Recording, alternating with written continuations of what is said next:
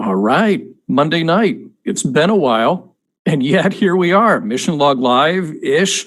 We're calling it a mini Mission Log Live. I'm John Champion, and you are? I am Norman Lau, but I'm doing my very best possible impersonation of one Thomas Sullivan Magnum. However, I'm not nearly as handsome nor nearly as mustached, but I do have a Detroit Tigers hat on, of which I have no knowledge about. So I'm pretty much winning in every possible term that's not winning. It's good, and you're on the bridge of the Enterprise, so I mean that's pretty rocking anyway. I mean, classic. I love the classic aesthetic. It's great, man. And I like how you unplanned. You're wearing the Quarks T-shirt, and I'm in Quarks Bar, but not just any Quarks Bar. I'm at the Star Trek: The Experience Quarks Bar.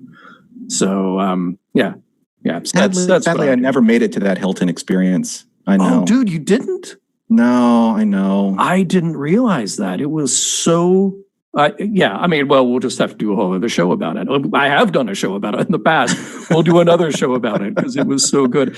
Hey, look, welcome to you and welcome to the people who are watching. This is, we're technically still on hiatus with Mission Log Live, and we'll come back definitely when they make an announcement about the return date for Discovery Season 3. But a lot of you have written in and said, hey, where have you been? we would have talked Trek on a Monday night. There's so much to catch up on. And of course, this week there was some big news, which we will talk about in just a second. So tonight we're really unformatted, unscripted. We may not go the whole hour. We're not taking calls tonight, but don't worry. I've got the iPad open here. I'm seeing your comments as we go. So lovely to hear what you have to say. And Rod will be joining us in a moment to talk a little bit of Pike as well. So we're just going to keep it casual. We're going to keep it kind of loose tonight. We'll chat a bit. And really, this is about checking in with each other, checking in with you, and saying hi to everybody.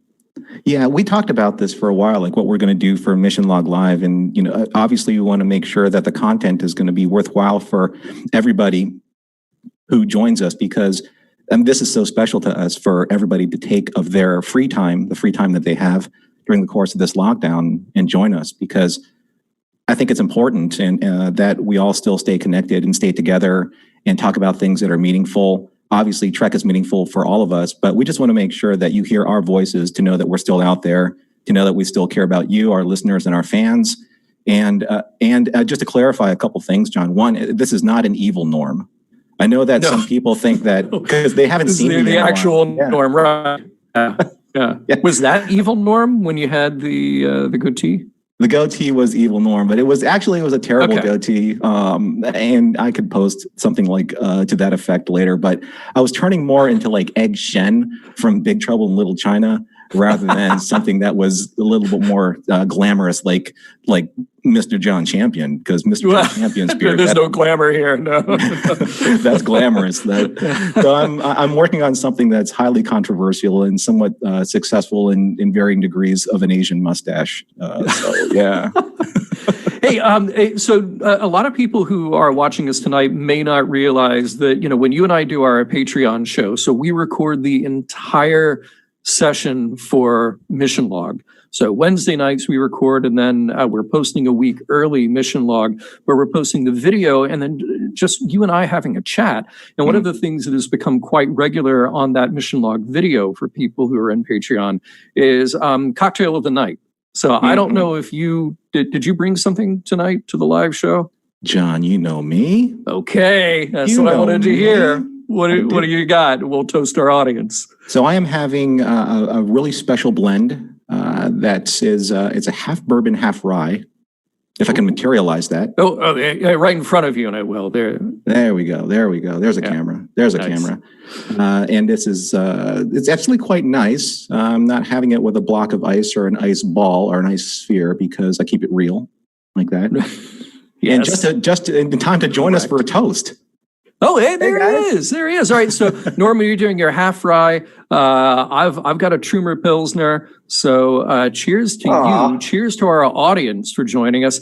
And then this dude who just showed up, Rod Roddenberry. Welcome to the show. Cheers. Hey guys, thanks for having me. Yes, cheers. I forgot I was supposed to bring a beverage. I came totally unprepared. You never read my memos. No, I did not read the memo. I did not read the memo. Well, Wow. hey, look, hi to you, first of all. I feel like I haven't seen you in Love your months. backgrounds. Well, I'm at Quarks at the Experience. That's great. Yeah. Yeah. I'm on a decommissioned Constitution class starship. That's in the deck. I was just listening to Crossfire and heard you guys talking about each other's backgrounds, or at least mentioning the green screen. Right. So, a bit behind, as you can tell, as usual, but I'm always catching up. That's all right. Hey, look, hi to you, Rod, but hi to people who are in the chat right now. I do want to say hi because it's just a cracking crowd. They're awesome. There's Carlos, there's Scott Palm, there's Chris Riker, there's and of course I love this, Chris Riker and a few other people. As soon as we started talking about the topic tonight, they just yell, "The women!" The women! Because, of course, because we're going to talk about the cage. We're going to talk about Pike. There's Eric. There's Aaron Bias. There's Dan Madsen. I haven't seen Dan in forever. So hi to you, Dan. That's awesome. Dan. Yeah. Chuck Joyner. I haven't seen him forever. Really had hoped to see him in Vegas this year. We'll see what happens. Yeah, there's Brian Hart, Brian Von Soffel, Tate. Let's see here, John Arminio, who I was just emailing with. I have to say that one of the nice things about this stay-at-home order is that I've had time because I'm pretty much just at my home desk all day long. So in between, like working on shows and stuff, I have been answering a crazy amount of email. And what I'll do is I'll search for like a topic that maybe we did a while ago, and then I'll find a great email from 2 years ago. And I'll be like, oh my God, I need to flag this because it's such a great point about this thing. And I'll write back to that person and be like, hey, from 2 years later, thanks for your comment. And thanks for staying with us. Right, yeah. So I was talking to John Arminio today, who's been working on a podcast called Film 89. They're covering some great topics there. And John always has fantastic insights. He's another person who I apologize. We can't get to every comment, but I love you guys always say you may use a comment, you may use their comment on the show, and I don't hear that many. I'm sure you guys get tons of comments. I know you can't do them all, and I'm not complaining. I almost feel like you guys should do like a comment episode. I know every now and then you'll do a supplemental that gets into it, but I mean, this is not producer, this is fans saying like, probably do more comment shows. Oh, dude, that is coming. In fact, you should mention that, Rod. Yeah, yeah, we're working on exactly that, and I think that'll be probably more of a regular thing because the comments are great, and I think when you do catch up, Rod, the last few episodes that we've done have generated some not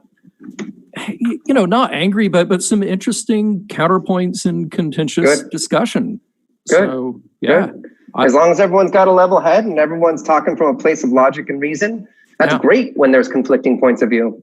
I'm very curious when you catch up, when you get to our discussion on Hard Time, which just came out this past week, because I'm still trying to figure out how I sort of reconcile that show in the world of Star Trek. And I think the people who really feel strongly about that show and really identify and connect with that show, I think they're all correct. Don't say anything else because I haven't ever seen it and I haven't seen it yet. So I mean, I'm cool. Now I'm excited. I know that will be a point of discussion when we do our feedback show for sure. You know what though, John? In the comments for that on Facebook, we've had like just a lot of really constructive comments. Either critical constructive or positive constructive. But John, Rod, one of the things that I told you that I really wanted to do, and maybe even kind of instigate when I came on, is just to make sure that everyone's getting a chance to speak their voice, to express what they want to express. Because there's a lot of really serious feelings about that one particular episode, probably more so than anything that we've done. I'm looking at the comments totals on Facebook. That one is really ranking high, but that's just because a lot of people just really feel strongly about it. And I think that's great. And I think that you should express exactly what you want to say and feel. There's nothing wrong about anything that you're saying, just as long as you don't do a drive-by, you guys are terrible or something like that. It's like, foster that conversation. It's amazing when people just really just write paragraphs and paragraphs and paragraphs of how they feel. Right. I love it. I love it.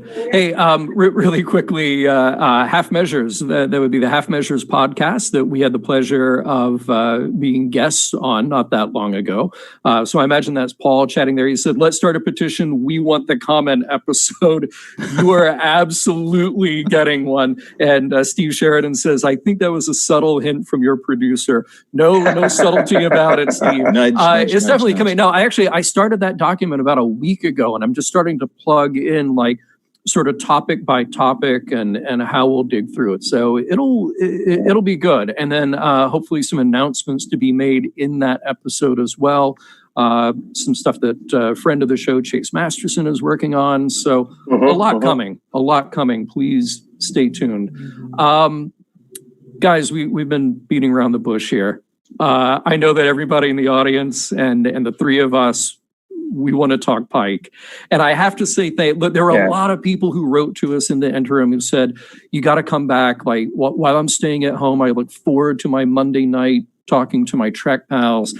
And Helen Woods, just specifically to name one, sent a really lovely message on our Facebook page saying, I love you guys. Thank you. Please come back. And I can't wait to see you on Monday. So that's Helen, great. Shout out to you specifically. Thank you, Helen. Yeah, I mean, this has been a heck of a week. This announcement for Pike seemingly came out of nowhere. And when I say Pike, I mean Strange New Worlds. Seemingly came out of nowhere, but nothing in TV actually comes out of nowhere. This has been a long time coming. I want you, Rod, to take us back to the earliest murmurings of Sure. Well, and to be honest, I wasn't necessarily part of the earliest murmurings. Anson Mount, when I saw him as Pike, I wasn't sure how to feel about Pike. I'm 46 years old. I'm not an old dog, but I'm not a young buck anymore. Sometimes stuck in my ways. Just like the original series guys were like, when Next Generation came out, there's nothing's going to replace the original series. I'm a little bit like that with Next Generation. No one's going to take me away from Next Generation. Right. But then I saw Anson Mount's portrayal of Pike. And, at that moment, he became my second favorite captain. And I only say second because Picard is still my number one. TNG Picard, but he became number two. And I know I'm going to get boos from all of you because that throws Kirk. I don't know where Kirk is. He's 3, 4, or 5. And listen, I'm not saying he's a bad guy. I just wouldn't necessarily feel safe on a starship with him. I loved his portrayal.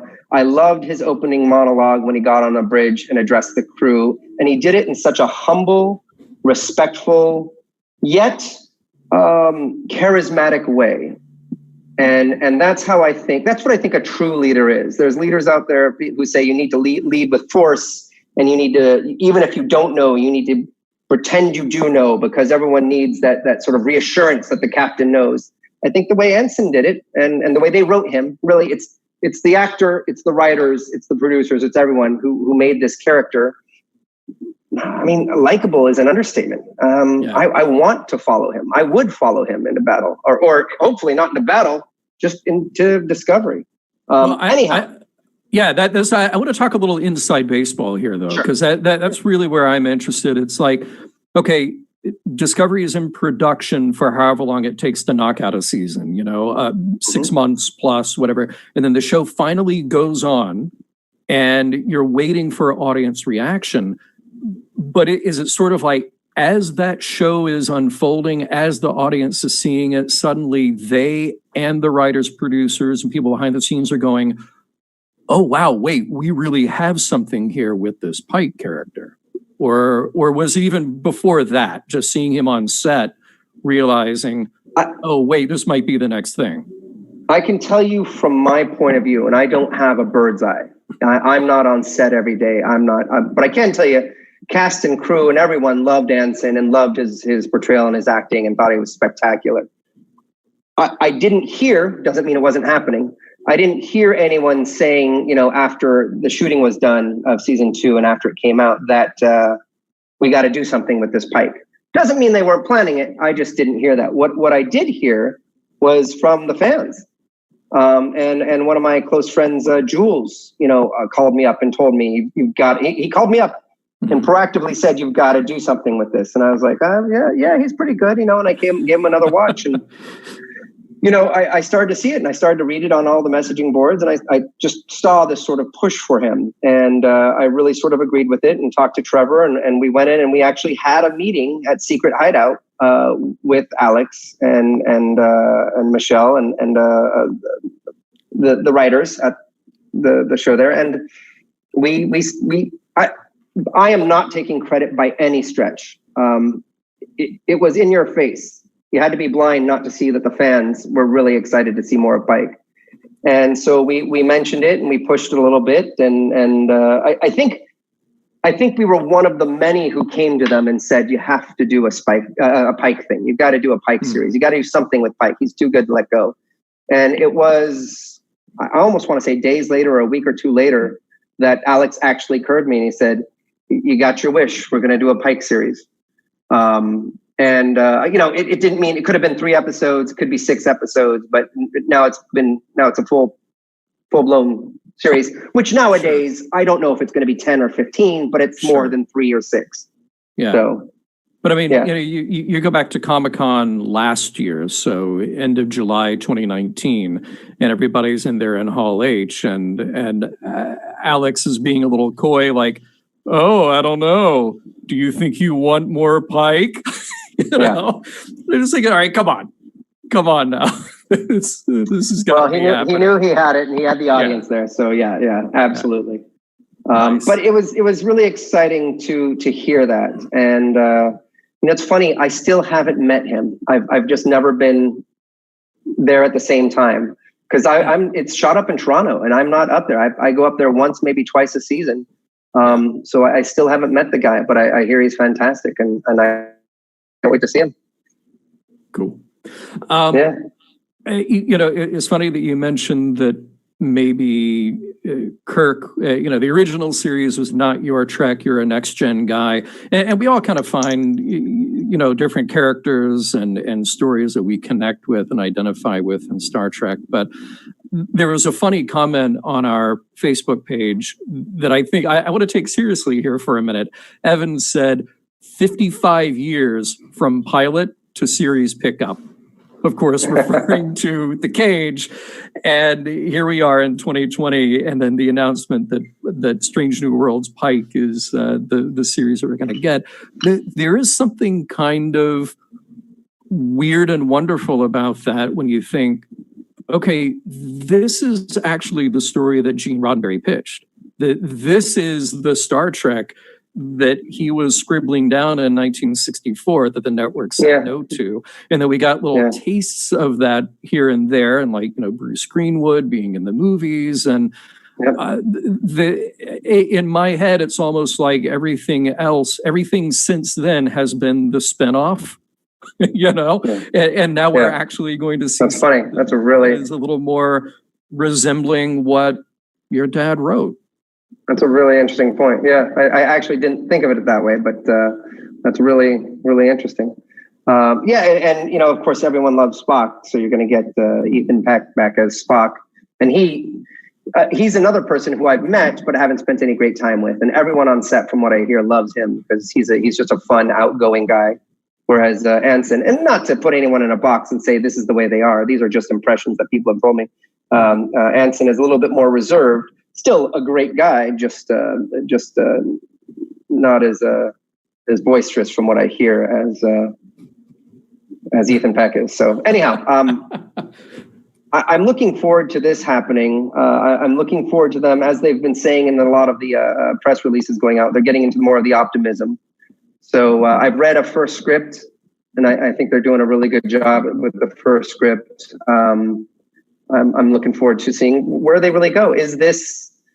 It was a struggle, right? I heard them saying like, okay, well, we're going to do Star Trek, but we don't want to do the same thing again. We don't want a crew and a ship, and they're going from planet to planet solving problems.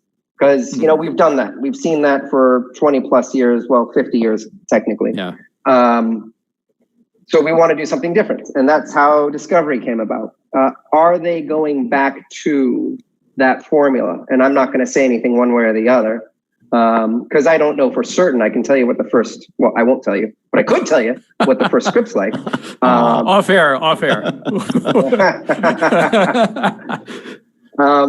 So yeah, I mean, having Spock, having a captain like that, having a crew, and getting back to real discovery and exploration and ethics and morals. You know, I want my son to have my experience, which is when I'd go to conventions or go around and people would hear the last name Roddenberry, they'd say something about how Star Trek inspired them, how Star Trek made them believe in themselves or humanity or a better future, or got them to see their current predicament as something that they can rise above and get out of.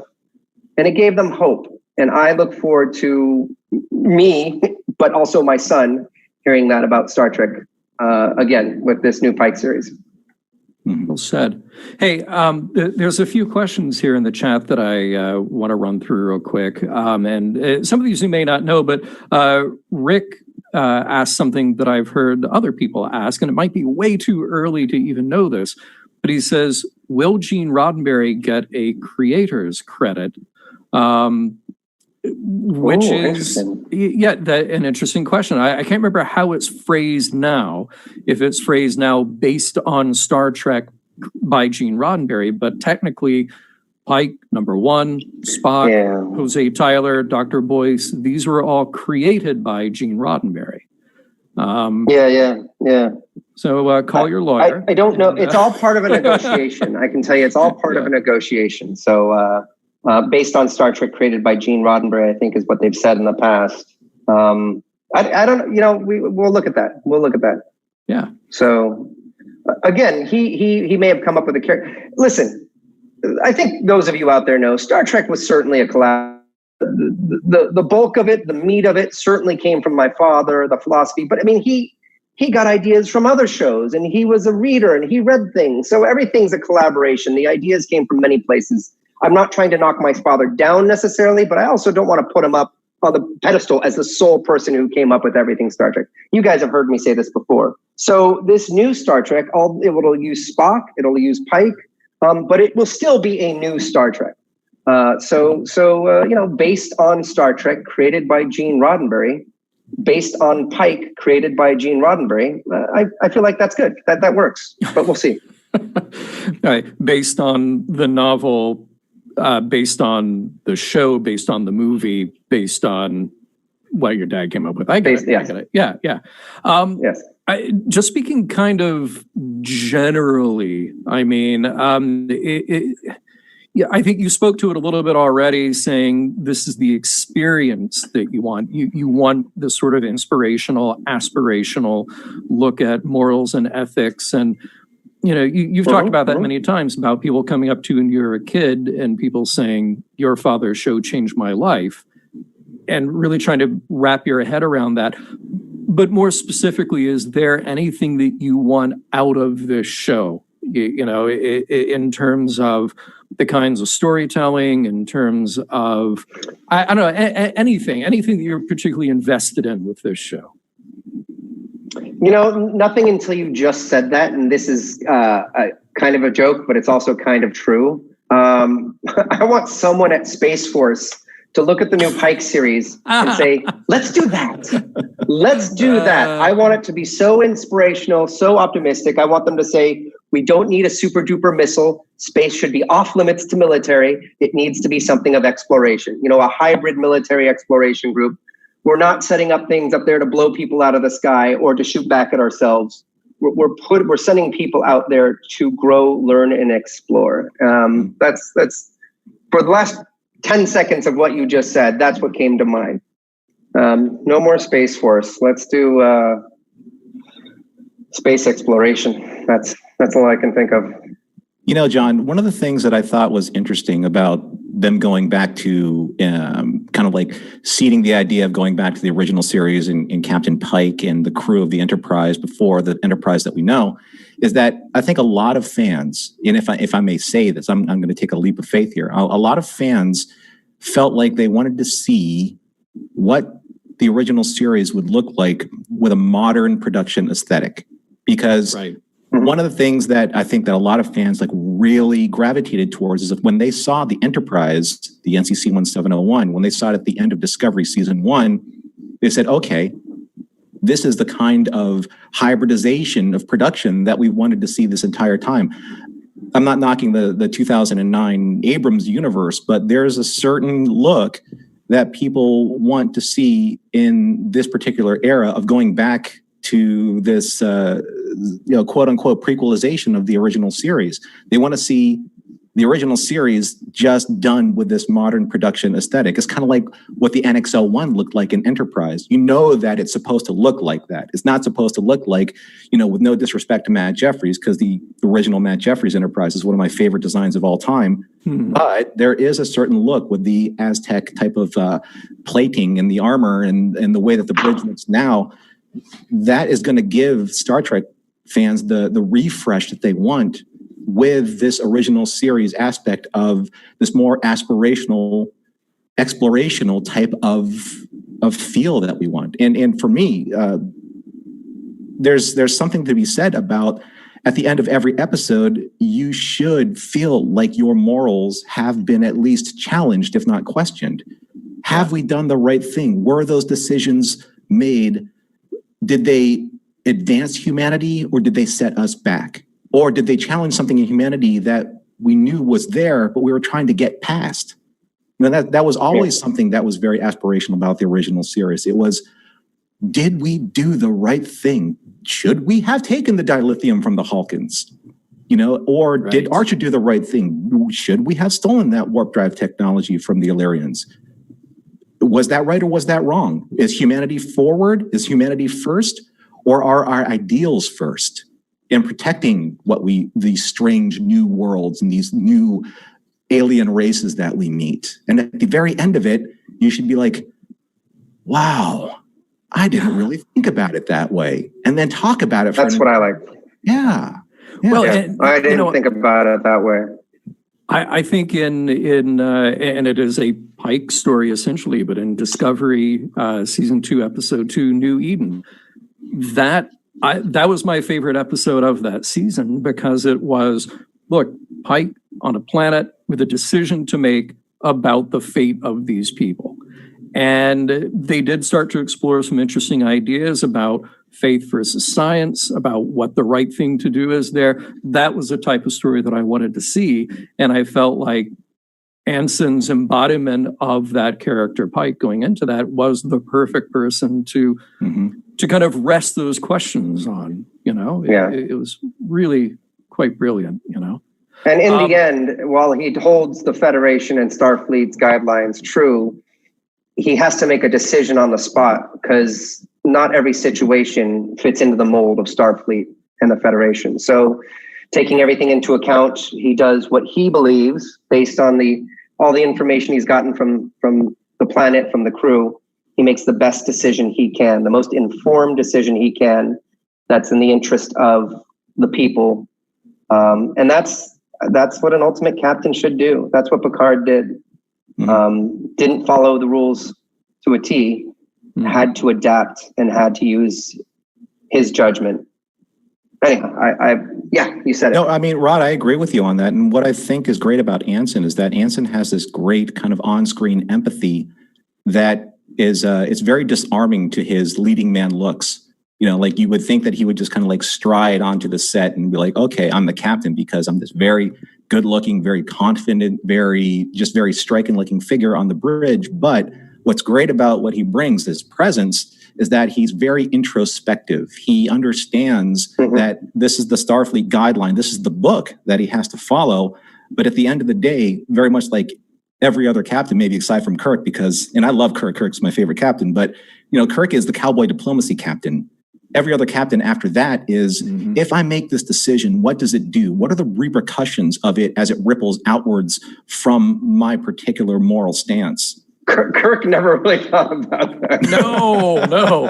No, that's what Spock was for. He'll never see that planet again. But that's what Spock was for, and Spock and Bones. And maybe in the Strange New Worlds, when we're seeing like more of this type of the dynamic between Spock and Rebecca as number one, you'll see Spike get that kind of triumvirate, that that dynamic where Spock is coming from a point of a growing logical presence because he's not the Spock that we know. He's not Leonard Spock. He's the women Spock. That Spock. But number one, though, is I think, in my opinion, is the resource that really needs to be tapped because, first of all, a strong woman character. If we're supplanting or placing the template of the original series on top of this, we need that strong woman character to kind of break the mold of this is not the original series part 2, right? Yeah. This is a completely new thing where Pike really leaned on number one. His number one makes the name far more valid and valuable than people realize. It's Uma, right? That's Una. Yeah. So Una will challenge him at every angle because that's what a good number one will do. And that's what's going to make Pike that far better captain until he reaches that point where he has to make the sacrifice and get exposed to the Delta radiation. I mean, when all that's happening. And that's something that I think that I want to ask both of you, knowing what Pike's fate will be, because we've seen the menagerie, do you think that it's going to be difficult for the writers to kind of not box themselves into these situations where that the risk isn't going to be as subversive because that Pike's never going to risk himself to the point where it's going to be life-threatening? That's a tough thing to do with these types of stories because ultimately his demise is going to happen from the Delta radiation exposure, not from anything else. So that's the tough thing about prequels is that that these characters are going to survive up to a point, which leads the character of, say, like a number one or some of the other characters like a Dr. Boyce into the opportunity of being those characters that put themselves more at risk. You know what I'm saying? Yeah. No, that's a really good point. Oh, go ahead, Rod. No. I'm just saying I'm not giving anything away here. Pike might also consider that a future that isn't necessarily written in stone. Now, we as the audience, since they're not going to change what's been established, we know something different. But Pike doesn't necessarily believe that that's written in stone. And I'm not saying that again I'm not giving away any story points here. So that may not be the case, but I think that's a fair way to go with it. If in his shoes, I might choose to believe that things aren't written in stone. And therefore, who knows what's going to happen? Yeah, I feel like, first of all, as a character thing, you're right. I mean, Pike can go through what he's going through, and but he also doesn't know. Sorry. Yeah. The vision that he was given by the time crystal in Discovery could just be like, oh well, my fate is still open. I still might be able to rewrite my future. But for us, for the audience who's sort of playing the canon game in our heads, which I don't want to do, it honestly doesn't take anything away from me. I'm interested in the story, not necessarily that the captain is in mortal danger every week. Watching 1966 Star Trek or watching 1987 Star Trek Next Generation, I knew that the principals in the cast were not going to die from week to week, just because that's the way shows are made. I'm okay with suspending disbelief long enough in that. Just like in a James Bond movie, I know that James Bond is not going to die. He might get roughed up, but I'm not worried that something is going to completely derail the story. Now, it's very interesting to consider the fact that we don't know number one's fate. We don't know Dr. Boyce's fate. There's Jose Tyler. There's Yeoman Colt. There's a lot of other people on that Enterprise who we might be emotionally invested in.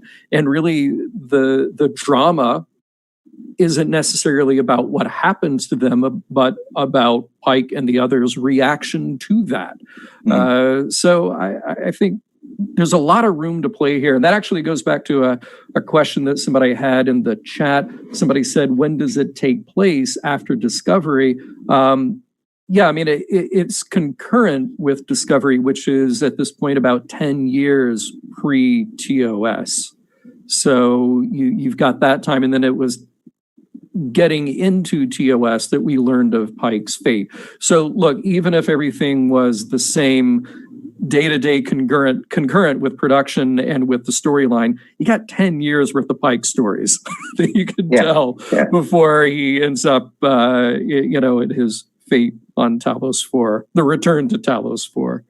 So that's. I think the most important thing, and I think we can all agree on this, is that if they do a great job in making all of us find a character or characters that we want to watch from week to week and we identify with, that's the most important thing. Sets are great, production is great, space battles are great, but at the very end, if we don't feel or connect with the characters, then that's an opportunity that's lost, because that's why we come back week to week. We want that captain or first officer or cook or doctor. We want that person that we see through the lens of their character and who we identify with somebody who's like, you know what?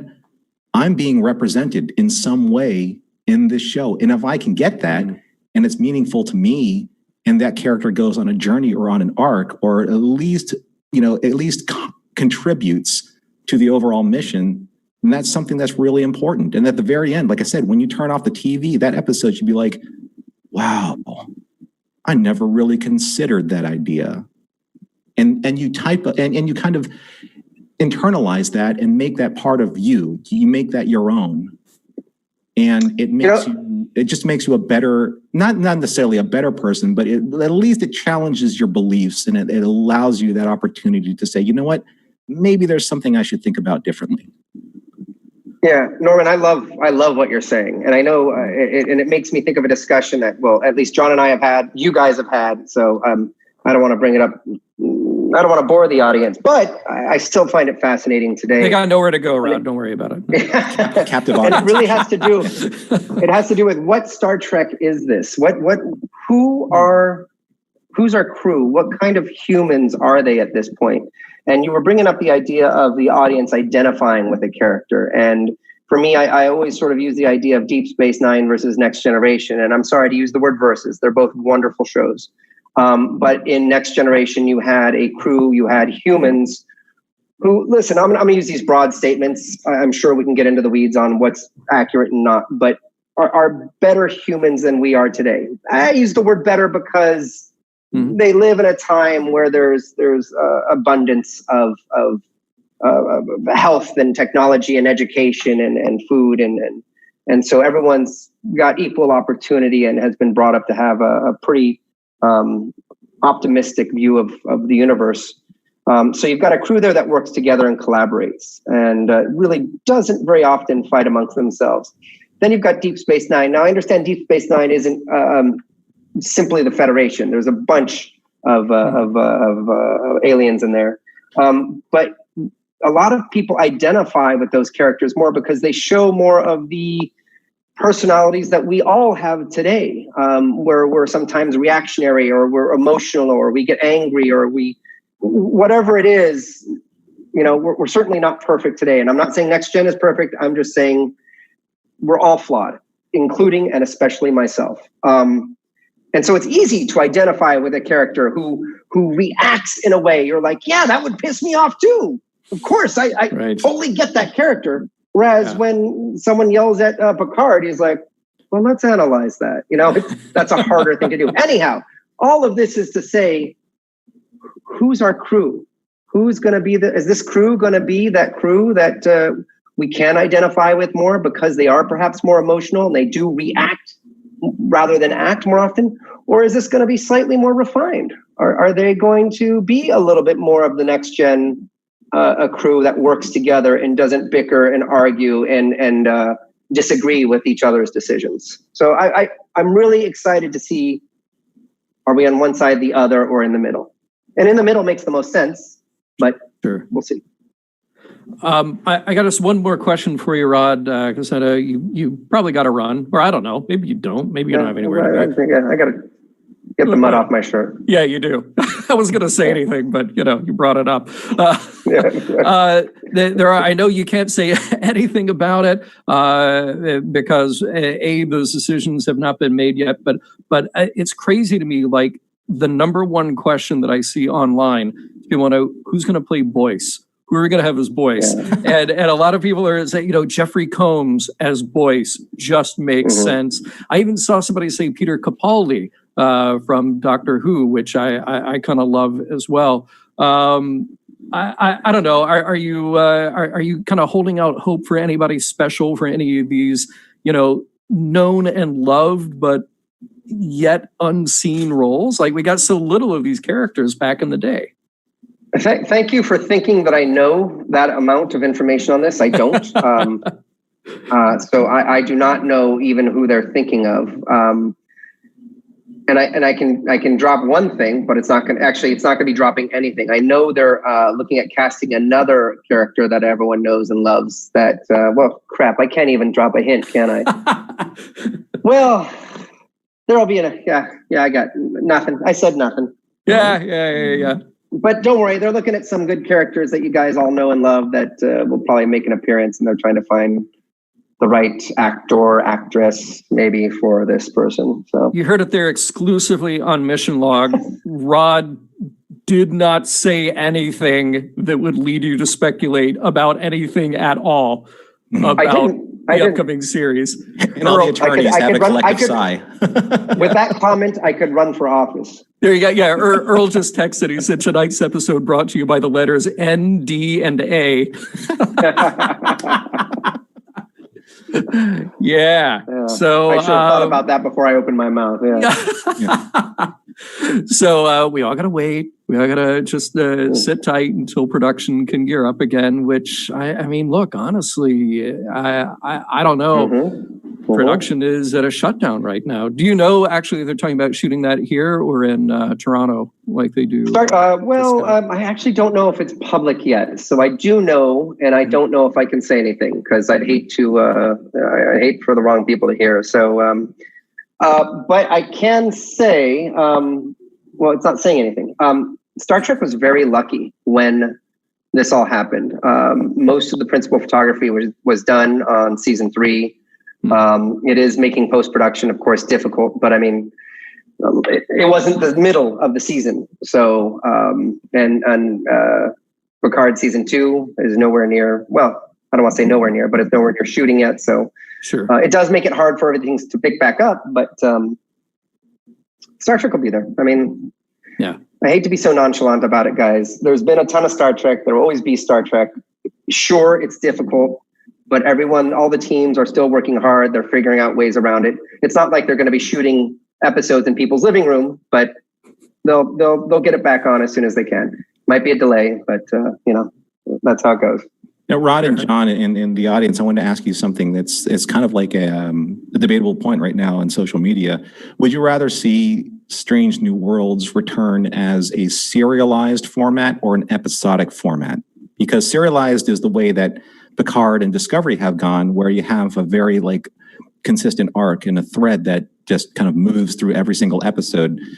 But one of the things that was the strength of the original series was being an episodic format where, you had kind of like your moral of the day and how the characters reacted to that and the exploration of that moral. And then again, when you turn off the TV, you're done with that story and you're thinking about what did I learn and how's that going to affect me? So sometimes serialized stories are fantastic, like the way they do it in Deep Space Nine, but sometimes episodic formats just lend towards allowing you to marinate in the point that's being made in that episode. Oh, I honestly don't know the answer. So go ahead, John. For myself, I know hands down I want episodic, but I want episodic with continuity. So, TOS was episodic, but it was built in such a way that nobody remembered from one week to the next what they had just done. And I know that that's partly sort of the nature of the beast of production at the time. Everything was going to get rerun and aired out of order and go into syndication. So that's just sort of the nature of how it was made. I want stories that you can digest on their own, where we can watch it and talk about it and not just have to wait and say oh, okay, well, they're going to wrap that up 5 weeks from now or a year from now.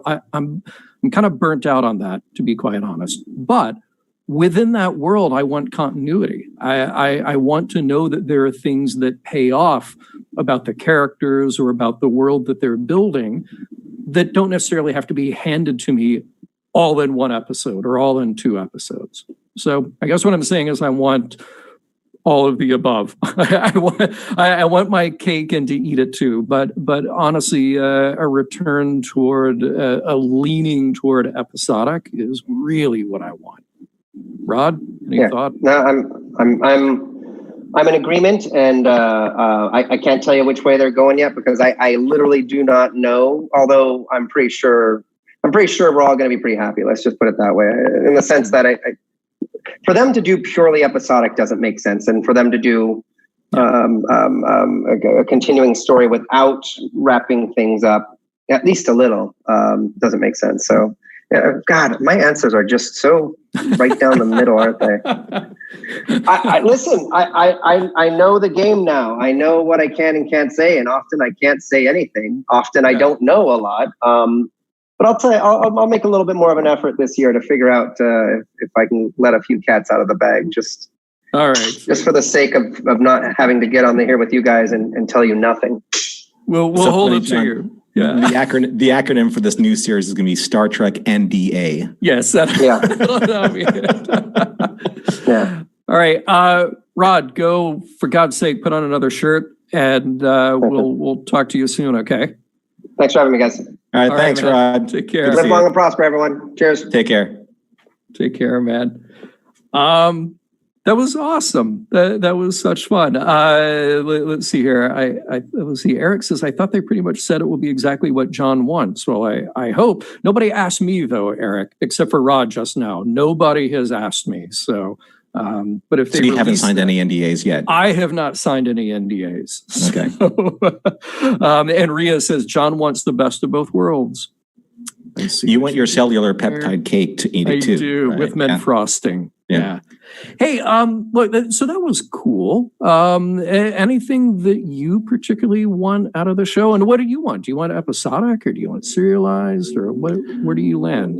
Well, I mean, I think that there's a nice blend of both. And I think that the writing team, whoever the writing team is going to be, is going to be very challenged coming from the standpoint of what story do we want to tell? It really depends on what they want to do with the story and what the arc is going to be. Say, for example, Star Trek Voyager, the A-line, the true A-line of that Star Trek series is trying to get home. That's the arc, is trying to return back to the Alpha Quadrant. Everything after that is just either a B or C story. So what is going to be the main story of Star Trek Strange New Worlds? What do they want to do, and what's going to be the purpose? What is Pike going to do, and what's going to be the purpose? What is their exploration? What is their goal? Or is there going to be a goal? Because Starfleet at this time is still kind of like in a fairly experimental state. Star Trek The Next Generation was, let's go out and kind of reinforce the fact that we need to protect the civilians and all of these different colonies of the Federation. But at this time, Star Trek is still, the Federation is still exploring. They're still trying to find allies. They're still trying to find the way to expand the Federation's influence, and in doing so, try and establish relationships with alien races and cultures and belief systems that they aren't familiar with or comfortable with. And that's the most fascinating thing, because in the original series, when they try and deliberate and try and break down what they're doing with an alien culture, we see that in real time as, what are they saying that's trying to influence us? What are they saying that's trying to change our minds, or at least see a different worldview? Yeah. And what Star Trek has always done in the best possible form of Star Trek is to take what's happening in a modern sensibility and use science fiction as the analog to try and analyze that through the characters of that series. And if they do that correctly with Strange New Worlds, then it really is kind of like a return to the Renaissance of the original series spirituality. See, there you go. And by the way, I'm going to give you a shout out right here from listener Paulina, who is watching, and she says, and I quote, "I really like this Norm fellow. I like how you think, man." Well, that's the different Norm. This is the Norm with the mustache. She's a completely different person. That's Mirror Norman. Yeah, this is Mirror Norm. I appreciate that. I appreciate that, and thank you for that vote of confidence. But I think that in understanding every single different facet of Star Trek, one of the things that I think that we can all agree on as fans is that at the end of the day, again, I'm going to use that example of turning off the TV. once that episode is over, you're compelled to talk to your group of friends, and in this case, social media. What did that say to me? And why? Why did that say that to me? Why did that affect me in such a way where it either brought me to laughter or brought me to tears or brought me to a realization that, you know what, in these X amount of years that I have been on this planet Earth, have I really been thinking about things the right way? Or have I not considered this alternate angle of my own existence? Yes. And I think that that's what Star Trek, when it's done right, it's probably the most fascinating internal study of who we are as individuals and as a people. Yeah. Or this could be just the bourbon talking. It could be. It could be. But hey, by the way, you're getting more shout outs here. Paulina says, work the stash. Paul says, loving the stash, Norm. So you're doing well. Hey, I want to change. We just have a few minutes before we're going to sign off, but I want to change the conversation a little bit because we've been talking about Pike. We've been talking about Strange New Worlds and what our expectations or hopes are. But look, we're not going to be back every week. We're going to try to chime in, pop in as we can. And thank you to everybody who has been downloading Mission Log. Thank you to our Patreon supporters who have been chiming in. We're going to do a live hangout, an informal chat this coming Sunday morning. So you can find all the details at patreon.com/missionlog. But look, one thing that I wanted to do, since we're all staying at home and, we're just, our lives are different. I want to turn this around on the audience for a little bit. And I want to ask them, like, what are you doing? What are you watching? What are you reading? How are you spending your time? And are you doing okay? So I'm going to give it a second here for that to show up in the chat for people to start writing into us. Norman, what have you been watching? What have you been reading? What have you been doing? I have been watching a lot of Star Trek Voyager, to be honest with you. And I know I'm not going to jump the Mission Log timeline, but one of the things that was really important to me, just in terms of trying to find entertainment that I wanted to find, or at least label as valuable, is if I'm going to talk intellectually about Star Trek on social media, then I really need to understand every single series as best I can. And we're doing Star Trek Deep Space Nine on Mission Log, but that doesn't preclude me from studying other versions of Star Trek. And Star Trek Voyager is something that I've never seen before. So I'm really having a ball of a time with that. As for reading, right now I'm listening to the Audible production of Dune because I'm trying to get ready for the Denis Villeneuve motion picture, because it really, I mean, look at that. Brian Michael Warman says the family just finished sci-fi miniseries version of Dune and Children of Dune. Dune is there, man. Dune is like right now. It's gonna. Right. It's like the hot topic right now because when you really think about it, like Dune is some of the best like core Rosetta Stone science fiction that's out there. So and the audiobook is fantastic. I'm still trying to like work my way through Andromeda because Star Trek, Gene Roddenberry's Andromeda is something that I find fascinating, and I can't wait to see like how Star Trek Discovery is maybe interpreting that format. Maybe. Oh, interesting. Maybe. Interesting. But aside from that, though, it's really just enjoying working with you on Mission Log and enjoy working with the fans and listening to their comments for all different types of levels of either positivity or critique. All right, of course. But it's all about the conversation, man. And it is, yeah. Yeah, you know what? To be honest with you, John, it's really just trying to just live the best possible life that I can under the circumstances that we're in. And I don't think that, like I said, what I love about doing Mission Log Live, and this doesn't stop here, is that I love having the conversation about just trying to be a better person, just trying to to do the right thing when the right thing is needed, and trying to just reconcile with the fact that, this is life. The choices that I made today aren't going to be the choices I made tomorrow. And that's Star Trek, isn't it? Right. See, exactly. Like you mentioned Voyager, and a few people, Paulina and Mark, they're watching Voyager. They love Voyager. Carlos says that he is reading the Picard novel and watching DS9 and other Netflix shows, as am I. Michael Picard, old friend of mine, says he's editing his 8th science fiction novel and planning number 9. Wow. So, yeah. So go check him out, Michael Picard. That's Picard with a K, Pickard. No relation that I know of to Jean-Luc. Monica says that she binged Picard and Disco and Short Tracks. I want to go back and watch the Short Tracks. I really enjoyed those. I thought they were a lot of fun. Nani, I'm so glad that Nani is here. Just finished teaching my classes, including my so-favorite Psychology of Star Trek class. Wow. I got to sit in on 2 of those. She is in Hawaii. Oh, yeah. Yeah, right? Yeah. I was doing everything over Zoom, and I got to sit in on a couple of those. So cool and so enlightening. And the premise was great. They would screen an episode, and then the next week get together, and each student had to pick out 2 psychological concepts that they felt like were illuminated or explored in the episode by a character or by a plot thread or whatever. It was great. It was so cool. And I got to sit in on, one of those is with my favorite DS9 episode, Duet. Yeah. So that was a great one to be there. So hi, Nani.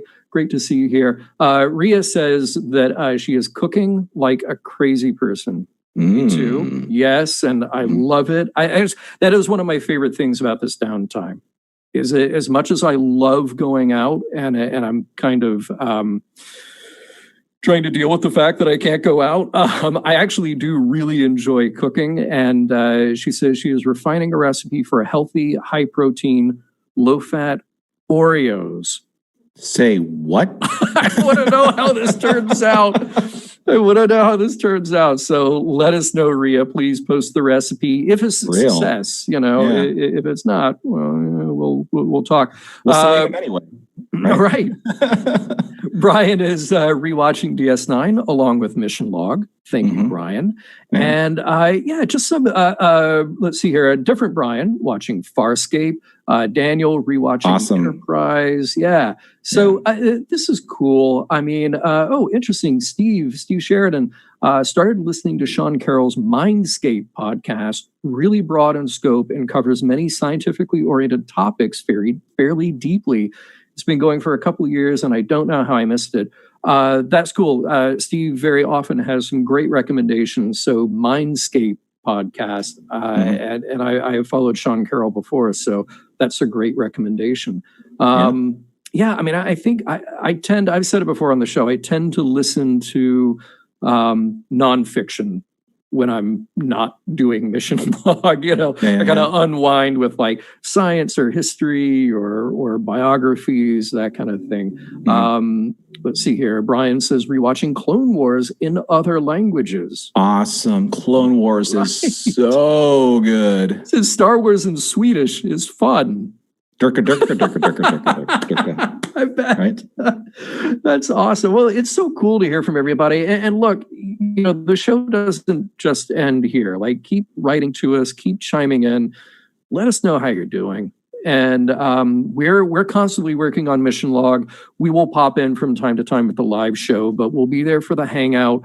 We'll be there online and on email. missionlog@roddenberry.com goes to all 3 of us. Goes to me, to Norman, to Rod.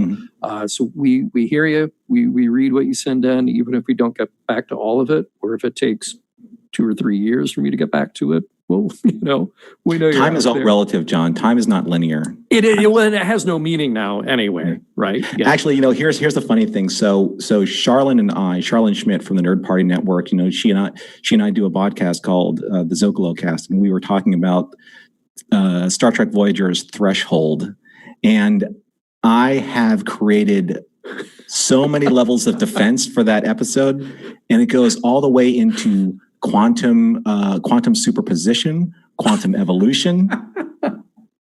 See, in 3 years, when we get to Threshold on Voyager, here's the recording session. It'll be, hi, welcome to Mission Log. I'm John Champion. And then I'm just going to turn off my mic, back away from the computer, and let you go. Just let you run. That'll be it.